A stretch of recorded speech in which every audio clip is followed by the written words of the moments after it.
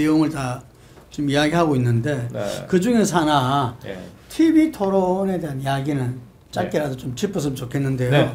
저는 그 국민의힘이 지금 자강론, 세대 포위론을 가지고 자강론으로서 대선을 돌파하겠다는 그 부분에서는 이 주요 변수였던 이 TV 토론에 대한 자신감. 왜냐하면 TV 토론에서 굉장히 불안했잖아요. 이 TV 토론으로 이 이미지라든지 또 자기의 그 준비 정도가 다 드러난다든지 뭐 이래가지고 정말 큰 타격을 받지 않을까 우려했었는데. 생각보다는 네.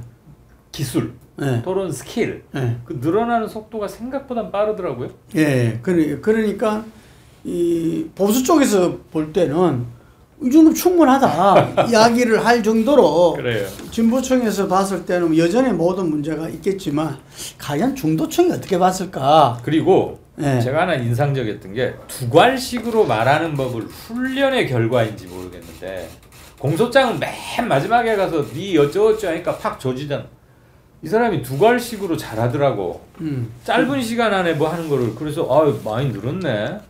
고액과외를 어떻게 받았지? 그 생각은 들었어요. 아무튼 크게 밀리지는 않더라고요. 그러니까 그 황상무 옛날에 9시 KBS 앵커했던 친구가 완전히 그 담당 팀장인 모양인데 이 그 황상무 단장의 역할이 상당히 평가를 받고 있대요. 이게 뭐 그런 이야기를 제가 그 코치 한다고 잘 안 들었어요. 되거든.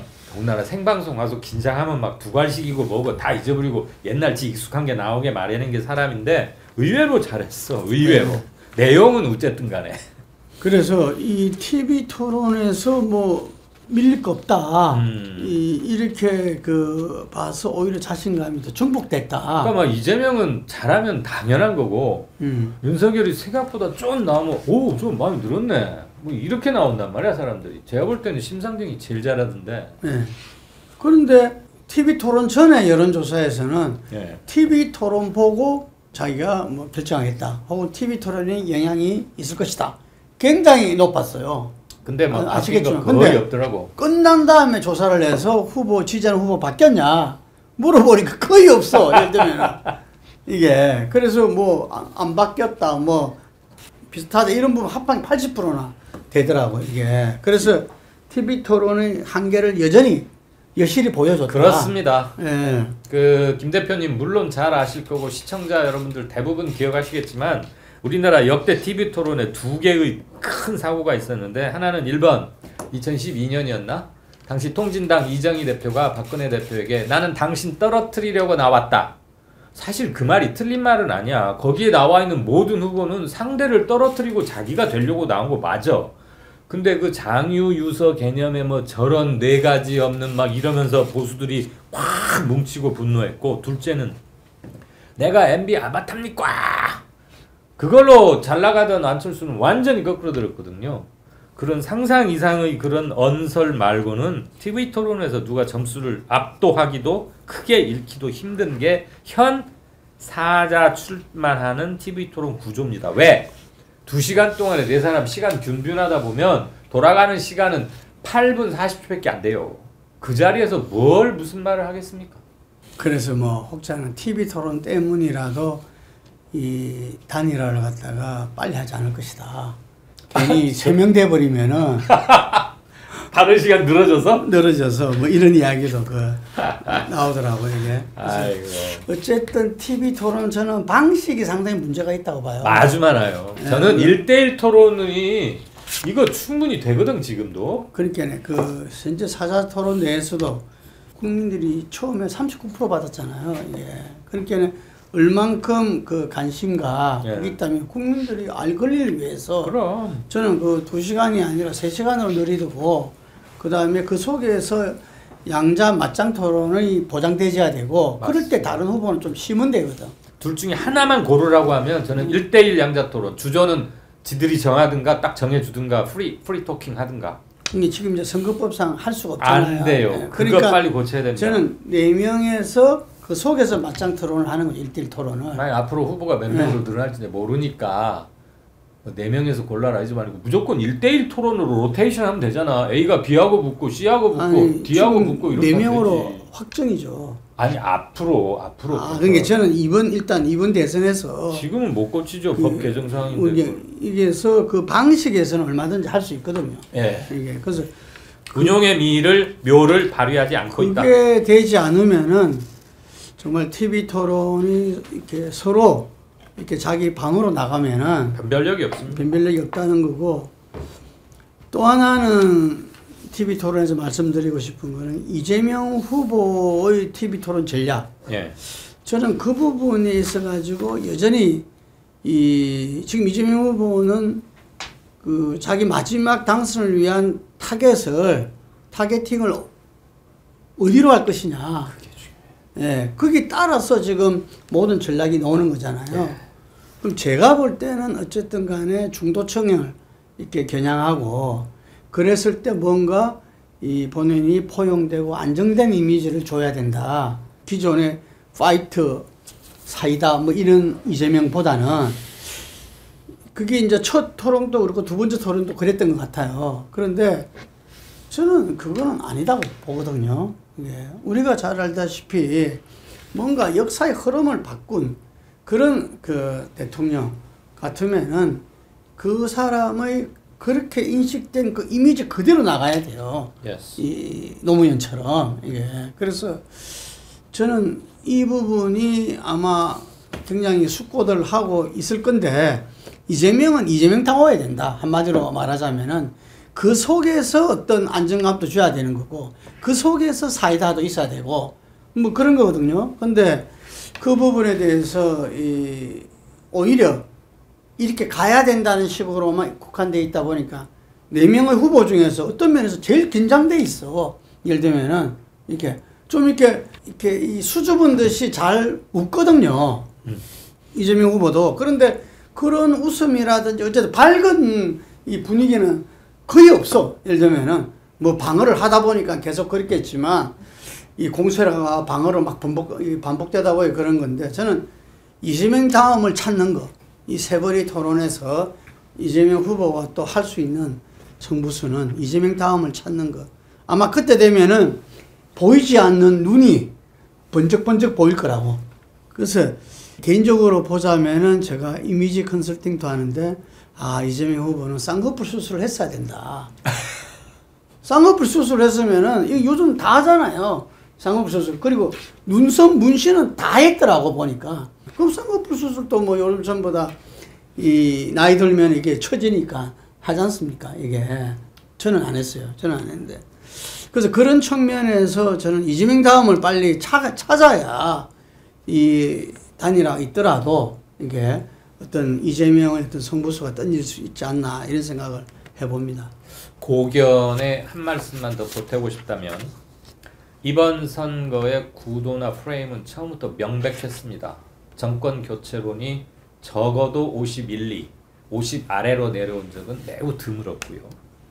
정권 교체론이 절대적 우위인 상황에서 선거를 치르기 때문에 여당 후보인 이재명 후보로서는 정권 교체론을 뒤엎거나 뒤엎는 건 매우 버겁다 해도 그 논의의 물꼬를 다른 쪽으로 틀 이재명만의 또는 민주당만의 그랜드 아젠다를 설정하는 데 실패했어요.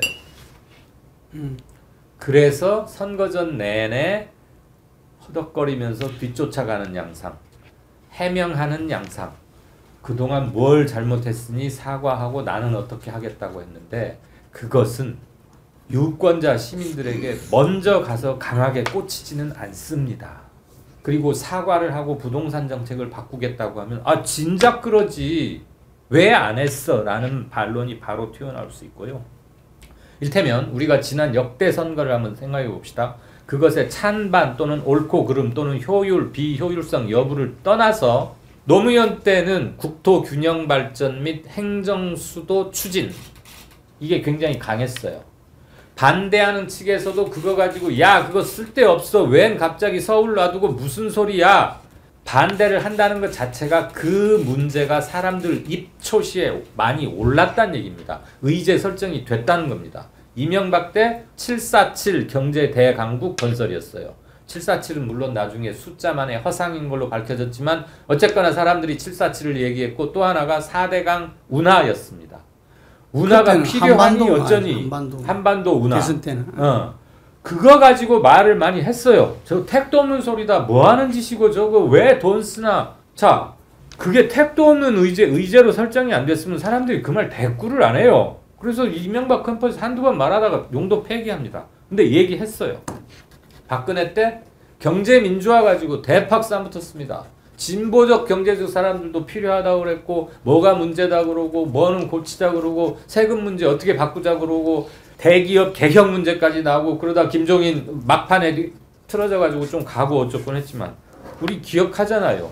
문재인 후보 됐을 때는 이게 나라냐? 나라 다시 만들자. 국민이 주인이다. 사람이 먼저다. 이런 얘기 상용어처럼 썼어요. 나라다운 나라를 이야기했죠. 그 나라다운 나라. 그 요번 대선에 생각나는 게 뭡니까? 기본소득? 그거 좀 초반에 이러다 없어졌고 생각이 안 나. 양측 다. 그러니 정권교체 심리가 계속 또아리를 틀면서 위력을 발휘하고 있는 거예요.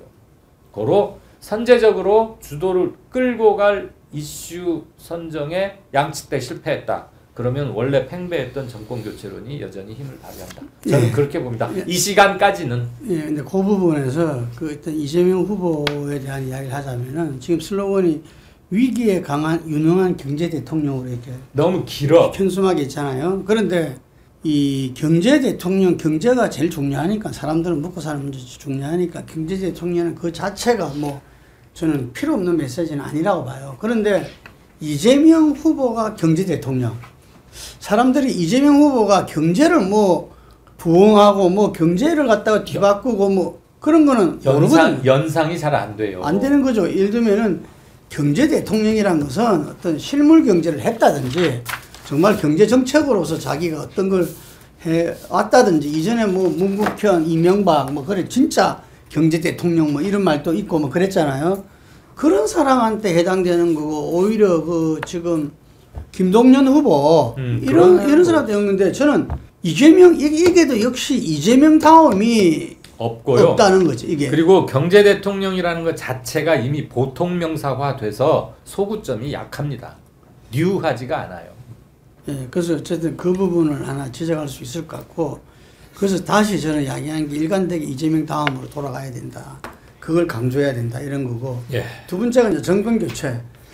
아까 이야기대로 그 정권 교체가 지금 이번 선거의 가장 큰 흐름이라는 것은 무시할 수 없어요. 그거 인정해야 됩니다.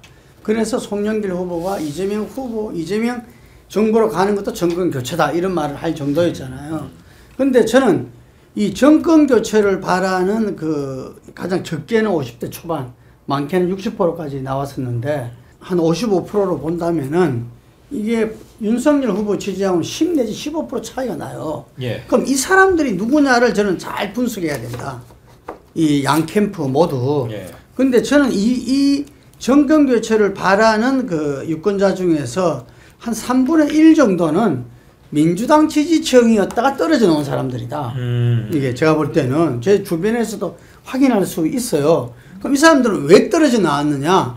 이게 무슨 이 우클릭을 안 해서 떨어져 나오고 좌파 정책만 서서 떨어져 나온 게 아니고 조국부터 시작해가지고 이탈 그룹. 이게 개혁에 대해서 문재인 정부가 촛불 정부로서 자기 역할을 제대로 못한다는 문제 제기 속에서 이탈돼 나온 거거든요. 그래서 이 표를 가져가려면 저는 그래서 처음에는 이재명 후보가 먹힐 지점이 이 점이다.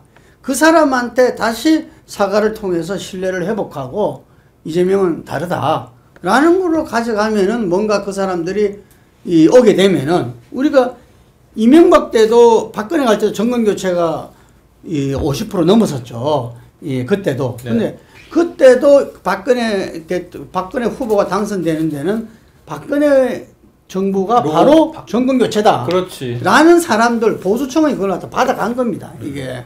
그래서 저는 이 부분 역시 아까 이재명 다음하고 연결되는 겁니다. 네. 이게 이재명 다음을 개혁지향적인 이재명의 기존의 국민들한테 줬던 이미지를 강조하는 것이 이 정권교체를 바란 사람들을 다시 가져올 수 있다는 이야기인 거죠. 이게. 그래서 저는 이재명 후보 캠프에서는 막판에 이렇게 그 승부를 걸려면은 저는 이 점을 다시 생각해 봐야 된다. 시간적 여유가 있다고 보십니까? 아니 왜냐하면은 그러니까 이재명 스러움을 회복하는데 예, 지금 저는 충분하다 봐요. 충분해? 왜냐면 그게 본래 본인이 가지고 있던 거기 때문에 이 지난번에 경선 때도 이 TV 토론 때 처음에 그랬다가 그 다음에 좀 바꾸면서 확 달라졌거든요. 예. 1차하고 2차가 달랐지. 달랐죠. 그러니까 이제 앞으로 이 선관위 TV 토론도 3번 남았고.